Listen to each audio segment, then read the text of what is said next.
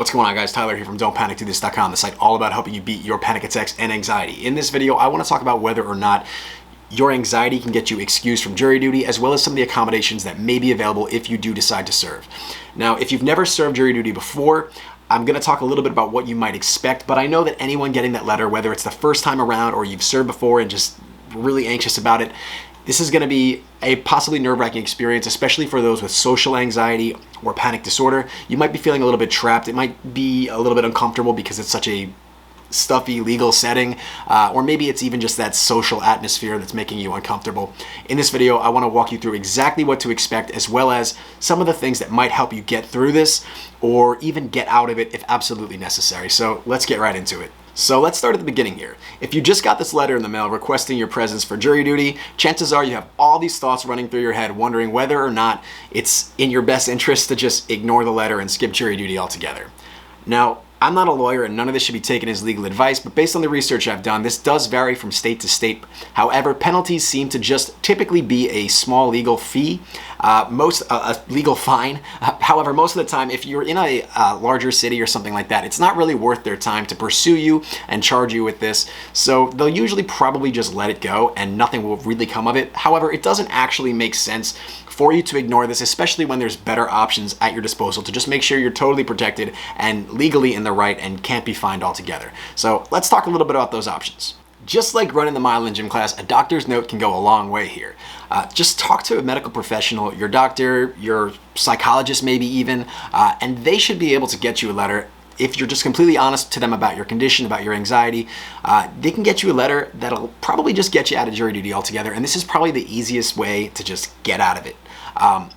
Is that the best option? I don't know. We'll talk about some alternatives in just a minute. But if you do decide to get that letter, all you're going to have to do is mail or fax it to the appropriate local office in your area and specify whether it's a permanent or a short-term condition. That way they know whether they should reach out to you for jury duty in the future. But this is probably the safest and easiest way to just get right out of it. If for whatever reason you're not able to get a letter from your doctor or you just don't feel like going that route, that's okay. There's still a few other options for you to get out of this particular situation. And the way that we could do this is, now remember that letter that you got, you're being selected out of a potential pool of jurors. You're going to go in and you're going to be talking to the judge as well as some attorneys who are going to try to find out whether or not you're suitable for this case. This is your opportunity, if you completely feel necessary, to demonstrate that you don't actually feel like you're the best person for the job here. This will present itself in a couple of ways. There's going to be questions that are asked both publicly or privately, and if you're not comfortable answering any questions publicly, you can let that be known, especially if you're having issues with social anxiety. It's okay to talk privately with the judge or the attorneys. They're going to try to have something called, well, the attorneys are going to have something called a voir dire. I think I'm pronouncing that correctly, but they're going to, which is basically like a type of, I guess, cross-examination or trying to ask you questions to find out whether or not you have any beliefs or opinions, anything like that that might interfere with your ability to judge effectively as a juror. So this could be something like if your parent was killed by a drunk driver and the person on trial was killed somebody drunk driving, or this could be if you have strong feelings about police officers or you're totally against the death penalty or something like that, or just any other political situation that might make you a little bit too biased to serve as a juror.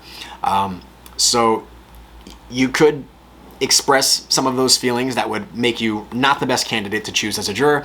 Also, you can just mention they want to choose the best people for this task, the most effective, non-biased jurors. So if you are to just tell the judge, I would guess that if you tell them you're really just anxious and your mind's all over the place and you're really stressed or whatever you're feeling, if you're just completely honest to the judge about that, they're going to probably feel like it's just not worth choosing you when there's other good options out there. So don't be afraid to express those feelings. You're not going to get in trouble.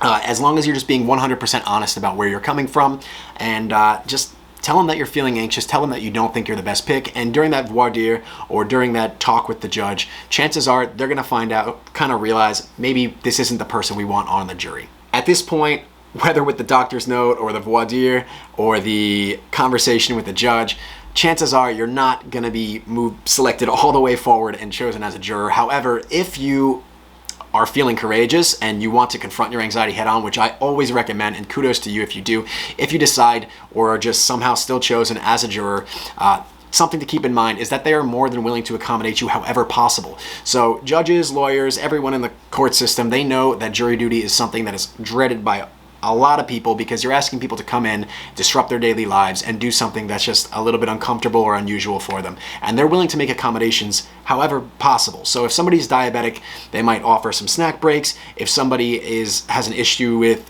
frequent urination or something like that, they might offer more bathroom breaks. And anxiety is no different. If there's something they can do for you, express that. Let them know before you're in that room, in the courtroom. Let them know exactly what kind of accommodation you require for your anxiety, whether it be just taking a step outside to breathe every 10 minutes, just knowing that you have a checkpoint along the way or something like that. Chances are they're going to do everything they can to accommodate you to help you feel a little bit better through the process. So now we've talked a little bit about how your anxiety might get you exempt from jury duty. Let's talk about some of the other situations that need to be met to have you actually qualified, because you might be exempt without even knowing it. So at least in the United States, in order to qualify federally for jury duty, you have to be a United States citizen, be at least 18 years or older, reside primarily in that judicial district for at least a year, be proficient in English, have no mental or physical condition that would disqualify you. That's kind of where the anxiety might come in. Not currently being charged with a felony of over 1 year in prison, and never having been convicted of a felony unless your civil rights were legally restored. In addition to this, there's 3 groups that are exempt from federal jury service, and those are active duty armed forces, professional fire department and police department members, and anyone who holds public office, federal, state, or local, full-time. So take a look at those things, because you might already be exempt without even bringing anxiety into the equation. Now we have to tackle a tough question. Should you use your anxiety to be exempt from jury duty? Now, I'm not here to lecture you about civil responsibility or anything like that. That's none of my business, and that's not what this channel, that's not what this website is all about. So rather than talk about whether you should for the public, I want to talk about whether you should for yourself. Now, obviously, anytime we're talking about anxiety, anytime we're talking about panic attacks, stress, anything like that, you want to escape that feeling. You don't want to feel nervous, you don't want to feel anxious, and you're probably going to do anything in your power to get yourself out of that situation, and that's called avoidance.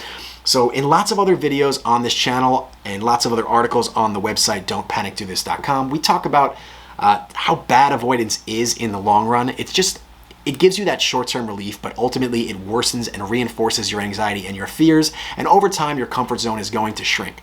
So today, you might dodge a bullet, so to speak, by getting out of jury duty, but down the road, what happens when you actually have to appear in court for something else? Something that is much more important to your personal life. That comfort zone might shrink and shrink, and then before you know it, you're afraid of going into court at all. You're afraid of leaving your house. You're afraid of interacting with other people. I know that might sound like a stretch, but that really is how anxiety works. If you can completely avoid it for too long, it starts to kind of grow and stretch into other areas of your life, and that's what we want to avoid. That's why I typically recommend going through exposure therapy and trying to slowly condition yourself not to have those same fears that you usually have, and rather to challenge the things that actually make you feel a little bit more anxious typically. So my advice would be, for most people, to really just try. If it's just a little bit outside of your comfort zone, but not too crazy, I would try to do it. Whether you use an anxiety supplement to help you through it, we talk about lots of different anxiety supplements on the website. Whether you need a little bit of accommodation that you talk to the judge about, however you can get through it, try to find a way to actually extend outside of your comfort zone and get through it. That's my 2 cents, that's my recommendation, and that's how I ultimately beat my own anxiety back. But I would love to see the same for you guys, so I would say try, if possible, to confront that fear and do serve as jury duty, if only for yourself. I hope this video was helpful to you guys. If you have jury duty coming up and or you just had it recently and you found some type of coping mechanism that was helpful to you, or you just have an experience to share that you think might help somebody else with anxiety about going to serve as jury duty or in court, please let us hear it. Thank you guys so much for sticking to the end. Please don't forget to like, comment, subscribe if this was helpful to you. It really helps out. Thank you very much. I'll see you guys next time.